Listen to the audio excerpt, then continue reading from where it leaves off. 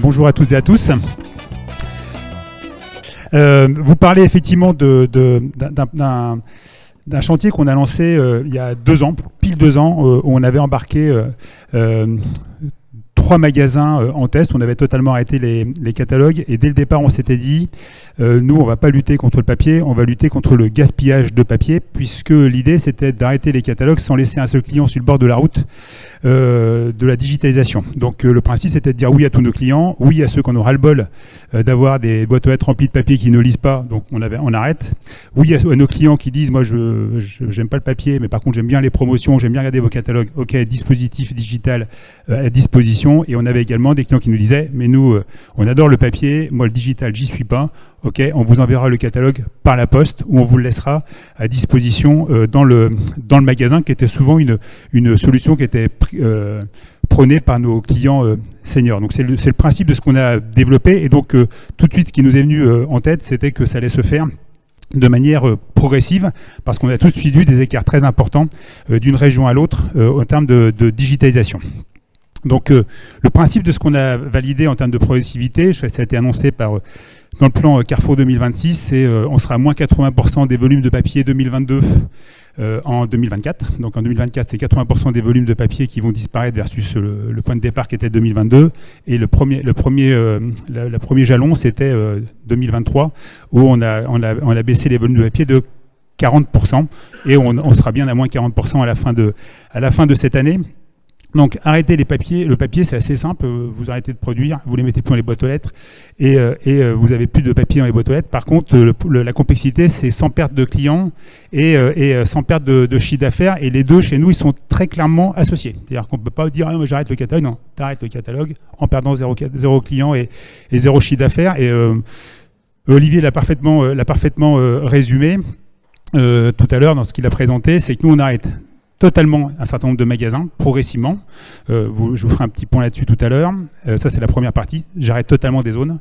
Deuxième partie, nous arrêtons, soit on réduit la pagination de certains catalogues, soit on arrête totalement la pagination de ces catalogues et on ne les fait que en digital. Donc là, il y a une logique catalogue pour l'ensemble des magasins en France. Et on a coupé, grâce à la data et notre carte de fidélité, on a coupé des zones où on distribuait des catalogues qui manifestement n'apportaient zéro business. Et donc, on a détourné un certain nombre de zones. Donc ça, c'est comme ça qu'on a fait nos moins 40. J'arrête totalement des magasins, j'ai réduit la pagination des catalogues et j'arrête un certain nombre de zones sur la France qui étaient peu relutives. Ça, c'est la partie j'arrête le papier. La deuxième partie, c'est je perds pas de clients. Donc et c'est sûrement ça qui rassure nos fournisseurs, c'est on garantit un engagement promo pour nos magasins, à la fois pour les intégrer et pour les franchisés. Donc il y a une vigilance très claire. Comme l'idée c'est de perdre 0 chiffre et 0 client, il n'y a aucune raison de baisser les volumes d'engagement, puisque le principe c'est que ça ne doit rien changer pour notre activité. Donc il y a une vigilance accrue dans les magasins où ils arrêtent totalement, le fait qu'on continue à engager au même niveau que ce qu'on engageait précédemment. On en profite pour maximiser la visibilité et la disponibilité des promos en magasin. C'est un item sur lequel on est très challengé par nos clients. J'ai vu un catalogue, j'ai vu un magasin, il n'y a pas la promotion. Très bien, profitons du fait qu'on ait moins de papier dans les boîtes aux lettres pour essayer d'être meilleur sur cet item-là. Ça permettra éventuellement de compenser. Et un truc très important également, c'est on s'est mis en tête de retrouver un reach équivalent en quantité localement au nombre de boîtes aux lettres qu'on distribuait. C'est-à-dire que le principe, c'est on va toucher autant de clients, que ce soit en owned ou en paid, que ce qu'on touchait précédemment en boîte aux lettres. Et ce challenge, il est local. C'est-à-dire que ce n'est pas un challenge national où globalement je retrouve un reach national. Non, c'est localement, magasin par magasin, on retrouve un reach équivalent à ce qu'était le reach en boîte aux lettres. Et ce qu'on a également compris très vite, c'est que tout ce qu'on allait se raconter, il n'y aurait pas une solution unique pour l'ensemble de la France. Ça serait une adaptation qui serait granulaire, magasin par magasin. Les solutions ne sont pas les mêmes, ce n'est pas les mêmes problématiques d'un magasin à l'autre. Selon les catalogues, selon les zones et peut-être même selon les produits, où on voit qu'on a quand même des sujets très différents. Si on parle d'une promotion à 2+1 sur Danette, ou si on parle d'une tonnelle pour mettre dans son jardin, c'est pas les mêmes sujets, c'est pas les mêmes complexités. Et donc le sujet, ça serait vraiment une adaptation très granulaire de nos solutions. Donc on a 327 magasins, on aura, puisque c'est à partir du 5 juillet, le chiffre que je vous ai donné, on aura 327 magasins qui auront totalement arrêté la distribution des catalogues. Donc on garde le même principe, oui à tous nos clients leur proposent soit Je vous envoie l'information par SMS, soit par WhatsApp, soit par email, soit par un envoi par la poste. À la question que tout à l'heure Olivier a dit, finalement les clients ils sont assez peu, comment dirais-je, ils ne sont pas forcément très concernés quand on leur dit on arrête les catalogues, c'est vrai, il n'y a pas une agitation où tout le monde se met à courir dans tous les sens. Les promoteurs sont extrêmement déjà organisés, il y a bien longtemps qu'ils sont passés en digital. Et donc ce qu'il faut absolument qu'on arrive à toucher, c'est ceux qui pensent ne pas être concernés par un catalogue, mais qui sont quand même, parce qu'ils jettent un petit coup d'œil dans le catalogue quand ils arrivent dans la boîte aux lettres, et ça influence leur comportement. Et donc du coup, quand les clients nous disent, ou qu'on va les voir, on leur dit tiens, on arrête les catalogues, comment voulez-vous que je continue à vous toucher et à vous montrer, à vous exposer nos promotions? 70% nous disent par mail. Voilà, la solution la plus courue par nos clients, parce que je pense aussi que le mail est le premier niveau de digitalisation des gens, c'est d'avoir un mail. Donc du coup, 70% des clients nous disent on veut par mail, 20% par SMS et 10% par la poste. Et ce chiffre de 10%, dans certaines zones, il peut monter jusqu'à 40%. Qui nous disent, mais 40% des gens qui nous donnent. Donc ça reste quand même assez faible, mais ça peut monter jusqu'à 40%, ce qui montre bien l'écart qu'il peut y avoir d'une zone à l'autre en matière de digitalisation. Et dans notre structure, parce qu'évidemment quand on arrête les catalogues, des idées ça fuse de partout, et donc on a besoin d'avoir un socle de réflexion qui nous permet de garder le cap. Ce socle, c'est cette équation qu'on utilise beaucoup, qui est le nombre de personnes exposées fois le pourcentage de gens qui vont voir cette offre, fois le pourcentage de clients qui vont la trouver pertinente, fois le pourcentage de clients qui vont trouver que l'intensité persuasive est suffisante pour que je vienne. Donc je vais vous donner un exemple. Si jamais j'expose 1 million de personnes et dans la boîte aux lettres je mets un timbre poste, donc je vais avoir 1 million d'exposés fois pourcentage de perception 0, l'équation elle est morte, ça ne marche pas. Si jamais j'expose 1 million de personnes, que tout le monde voit mon opération, l'opération c'est un catalogue boucherie, et que je suis dans un village de végétariens, ok, donc exposition 1 million, perception 100%, pertinence 0, ça tombe à l'eau. Et si jamais j'ai tout bon, c'est-à-dire que c'est boucherie, tout le monde le voit, c'est un village où il n'y a que des viandards, et que je leur propose 10 centimes de remise tous les 1 000 € d'achat, intensité persuasive 0, mon équation tombe à l'eau. Et les deux premiers items de cette équation, le papier est très fort. L'exposition et la perception, c'est très fort. Par contre, la pertinence, c'est moyen, et c'est pour ça on va essayer de redresser cette équation avec un reach peut-être un peu plus faible, par une amélioration au niveau de la pertinence, pour essayer de redresser cette équation et faire en sorte qu'il y ait autant de clients qui viennent nous voir pour nos promotions. Donc, on construit un reach alternatif équivalent au catalogue papier. Donc localement, on s'est dit à chaque magasin par magasin, combien distribuer de boîtes aux lettres. Ok, très bien, on va chercher le même nombre de clients. Ce n'est pas forcément les mêmes, on n'en est pas à ce niveau de détail, mais par contre, on va chercher le même nombre de clients. Donc on a tout un sujet, effectivement, au niveau du CRM, qui est le socle de notre communication. D'abord parce qu'on est propriétaire, on n'a personne entre nous et nos clients, donc du coup, c'est quand même le support le plus efficace. Donc email, SMS, les push par notre application. Et puis on considère également que WhatsApp et Messenger entrent dans ce cadre figure-là. Et là, pour le coup, on a aussi identifié très vite qu'il y a 2 ans, le problème de la comptabilité, c'était le problème du mec du CRM. Ben, c'est le problème de tout le monde maintenant. Il n'y a pas de doute là-dessus, c'est le problème de tout le monde, y compris et surtout des magasins. Et on a, du reste, Olivier, tu m'avais questionné sur le sujet au niveau des bornes dans les magasins, où effectivement, dans la capacité à optimiser un grand nombre de nos clients, on a raccordé les bornes de jeu à notre base de clients. Et quand un client veut jouer sur nos bornes, ou quand il veut récupérer son gain, on lui donne la possibilité de s'optimiser. Et donc là, pour le coup, il y a énormément de personnes qui viennent à nos bornes. Je crois on vient de terminer un jeu pendant 5 semaines. Là, je crois qu'il y a eu 2 millions de personnes qui ont joué. Et une grosse partie récupère ses gains en digital. Donc c'est quelque chose qu'on a développé parce que le sujet de la comptabilité et la récupération de cette comptabilité, c'est quelque chose d'assez complexe. Donc la première étape, CRM. Deuxième étape, on expose nos offres sur tous les carrefours d'audience, tels que Bonial, Tiendeo et puis Stockard. Et enfin, on va chercher le reste en social display. Donc là, on a industrialisé notre processus. Parce que là aussi, c'est un enjeu, c'est de passer à l'échelle. Parce qu'avant, c'était quelques opérations qui étaient jouées en digital. Maintenant, le digital devient l'essentiel. Donc du coup, ça doit prendre le même rythme et la même industrialisation qu'on était avec le papier. Donc avec notre partenaire Armis, on diffuse nos communications localement. un budget local autour de chacun des magasins pour aller chercher du pay média autour des magasins pour aller chercher ce fameux reach local. Et donc, CRM, c'est plutôt des clients habituels, une offre habituelle et des coûts contacts faibles. Et puis plus on descend, plus on va aller chercher des clients inhabituels pour une offre exceptionnelle et un coût contact qui est beaucoup plus élevé. Voilà le grand principe de ce qu'on met en œuvre chez Carrefour. On parlait de la personnalisation pour redresser cette équation, parce que le reach, encore une fois, aller chercher des boîtes aux lettres, c'est beaucoup plus facile, beaucoup plus simple que d'aller chercher des mails. Parce que derrière une boîte aux lettres, il y a un foyer. La boîte aux lettres, elle ne bouge pas, c'est le foyer qui tourne autour. Ce n'est pas du tout le cas du mail. Donc du coup là, pour redresser cette équation, on a un sujet autour de la pertinence. Donc 100% des mails, mais je pense que c'est le cas de toutes les enseignes, sont personnalisés au client. C'est-à-dire quand on lui dit, tiens, il y a tel catalogue qui sort, on lui ressort systématiquement dans son mail les offres qui sont les plus susceptibles de le faire venir. Donc ça c'est déjà le cas, mais c'était déjà le cas précédemment. Par contre, ce qu'on s'est dit, c'est quand le client il va cliquer sur le catalogue, il va trouver une expérience qui va être classique. Et là, pour le coup, quand on dit à nos clients, on arrête le papier, on va passer en digital, ah d'accord, ok, s'il vous plaît, profitez pour me personnaliser les offres, parce que moi, lire les 80 pages en digital, pas possible, c'est trop long pour moi. Donc on a maillé notre outil OmniPublish qui fabrique les catalogues avec notre base client, notre connaissance client, et on fait remonter, alors c'est assez simple, c'est vraiment de la personnalisation, enfin c'est assez simple. Donc le principe, c'est on fait remonter les offres du catalogue sur le devant quand elles correspondent exactement à ce que le client il achète. C'est-à-dire qu'on s'interdit d'avoir un ciblage approximatif, soit le client il a les produits qu'il achète, on les remonte sur le devant, soit ils n'y sont pas et on ne personnalise pas. Voilà, donc on personnalise que quand le client il a vraiment ses produits dans le catalogue.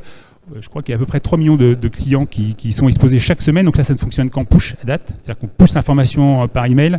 Le client, quand il clique dessus, il voit Juliette et c'est son offre. Ou alors, il ne voit rien parce que dans son catalogue, malheureusement, il n'y a pas de sujet, il n'y a pas de produits qui manifestement vont particulièrement l'intéresser parce que c'est ce qu'il achète habituellement. Soit on personnalise 2 pages de 4 produits, soit on en fait qu'un s'il n'y a que 4 produits. Et c'est quelque chose qui fonctionne très bien parce que, je ne sais pas si je l'ai mis derrière, je crois que oui. Ouais, voilà, très important. Je ne sais pas si vous avez remarqué, à la fin de nos emails, on demande aux clients de nous mettre une note NPS. Et ça, c'est quelque chose que les équipes regardent beaucoup. Donc le client, recommanderiez-vous cette newsletter à quelqu'un? Le client clique, il met une note, il peut mettre des commentaires. Donc on a la vision du nombre de la note que nous donnent les clients quand c'est pas personnalisé. Et quand c'est personnalisé, on gagne 17 points de NPS. Donc pas de doute, c'est vraiment quelque chose que les clients nous demandent, ils le voient et ils apprécient.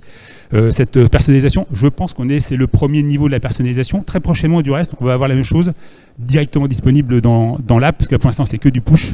Quand le client va se connecter en pool, on aura également la même prestation. Ça reste juste de la communication personnalisée, c'est-à-dire qu'on fait remonter ce qui est dans le catalogue devant, c'est pas du tout des offres personnalisées. Dans le processus d'accompagner la digitalisation de nos clients, partout où c'est nécessaire, on a effectivement créé ce catalogue 100% QR code. Pour être très clair, je crois qu'on l'a vu chez Cora. Là, quand ils ont fait un test l'année dernière, on a trouvé que c'était une excellente idée. Et là, on s'est trouvé confronté à est-ce que les Français flashent des QR codes? Et la réponse qu'on a eue, c'est bien sûr qu'ils flashent des QR codes parce que pendant le confinement, pour aller au bar, il fallait flasher un QR code. Okay, le Français, il flash plutôt ses QR codes pour aller au bar que pour aller lire les catalogues, parce que je pense que contrairement à ce qu'on pense, il y a plein de gens qui ne savent pas flasher un QR code. Ça paraît assez surprenant, mais c'est la réalité. Je rappelle qu'au bar, c'est pas vous qui le flashiez, c'est on flashait votre QR code, ce qui est quand même pas tout à fait pareil. Exactement. Et donc du coup, on a effectivement voulu démocratiser l'acte de flasher un QR code, parce qu'il y a un gros enjeu, parce que là, pour le coup, le client, s'il veut voir l'intégralité de l'offre, il y a intérêt à ce qu'il flash ce fameux QR code. Et spontanément, il ne flashait pas trop les QR codes, pour être très clair, que ce soit dans les magasins, que ce soit sur les panneaux là-haut. L'avantage du QR code, on sait qu'il flash, donc on a les comptages. Donc je peux vous dire que ça flash pas trop. Et les trucs sur les frigos qu'on avait testés il y a quelques temps, j'avais distribué 300 000 à Paris pour tester si ça flashait. L'avantage, c'est qu'on voit que ça flash juste pour rigoler pour les coups, et après c'est fini. Donc le flash QR code est quand même quelque chose en work in progress. Et effectivement, on avait lancé ce catalogue. Alors, c'était un peu un défi de l'Ouest. J'avais lu l'échange qu'il y avait eu sur tes posts entre les internautes et toi. Bah, vous aviez tous les deux raison. Les internautes ils disaient mais qu'est-ce que c'est que ce truc ? Il n'y a aucun client qui a envie de s'emmerder à faire un truc pareil. Vrai. Toi tu disais mais c'est une campagne de communication pour essayer de démocratiser les QR codes. Mine de rien, on a presque eu 1 million de flash QR codes là-dessus. Donc au moins, il y a 1 million de personnes qui ont flashé peut-être pour la première fois un QR code parce que c'est un enjeu très fort, en tout cas selon nous, pour accéder à l'intégralité de l'offre. Et vous en avez parlé également, on a tout un dispositif, on l'a vu tout à l'heure, on n'est pas au niveau qu'on voudrait sur la partie app. Donc l'app c'est très bien parce que ça donne c'est présence dans la poche de nos clients de leur enseigne favorite. C'est pratique pour consulter les promos, c'est pratique pour avoir ces promos personnalisés également à disposition. Donc on a tout un plan et donc par exemple mettre des promos exclusives dans l'app, c'est un sujet qu'on a lancé pour favoriser le téléchargement de l'app.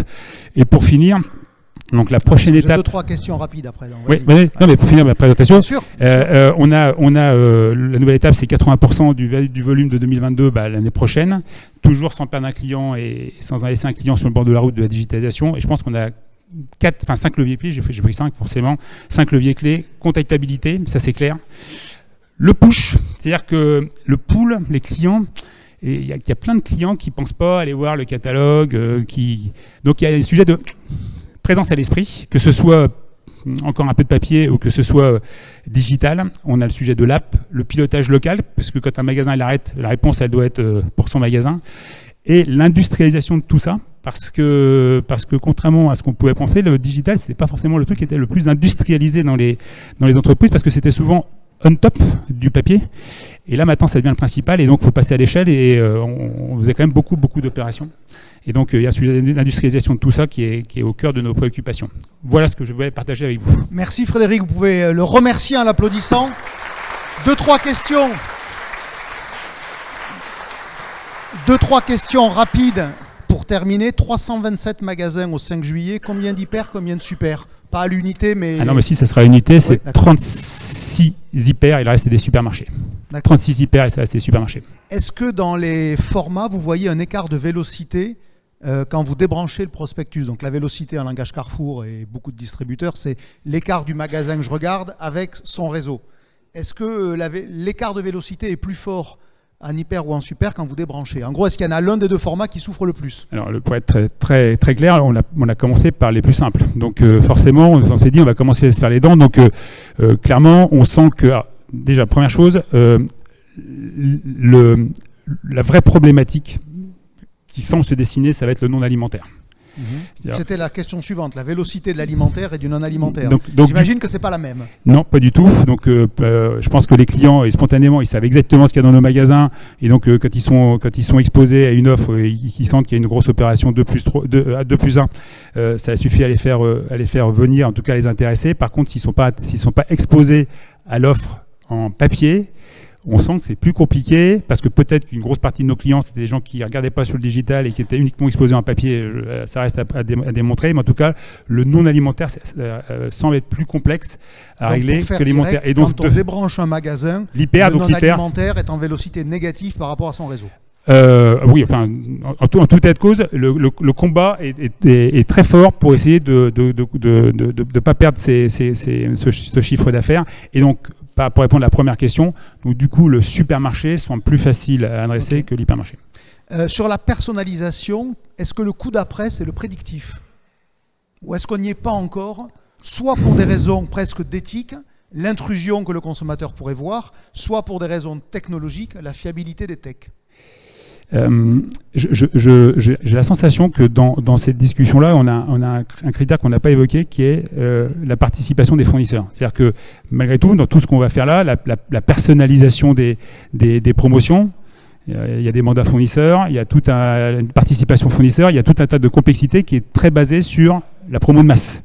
Et donc, quand on va commencer à vouloir passer en promo personnalisé, on va avoir il va falloir qu'on réinvente 2-3 trucs en termes de relations avec les fournisseurs. Donc, pour l'instant, le prédictif, on n'y est pas. Notre sujet, c'est d'exposer en termes de l'offre de manière la plus personnalisée possible pour que le client il évite de se palucher les 80 pages du catalogue. Ça, c'est notre sujet. Et après, on avait discuté avec les industriels sur la partie promo personnalisée. La question, est-ce qu'on croit que la promo personnalisée va remplacer la promo de masse? La réponse est non. La promo de masse, l'avantage de la promo de masse, c'est qu'elle est de masse. Et la promo perso, c'est plus petit. Donc du coup, on va essayer de faire les deux. Donc, on a annoncé dans le plan Carrefour 2026 qu'on aurait 10% de promo personnalisée, qui est déjà un peu, qui est déjà un peu du prédictif, puisque ça veut dire qu'on va exposer le client à une offre qu'on pense qui va l'intéresser, sans lui dire. S'il en a besoin, le prédictif, oui, sans lui dire. Tu sais la dernière fois qu'il a acheté tel produit, et tu sais qu'en toute logique, il va bientôt en avoir besoin. On le fait un peu en drive, ça. Oui. Un drive, oui. Mais malgré tout, vous n'y êtes pas pour en faire un substitut non. au prospectus. Non. Merci Frédéric.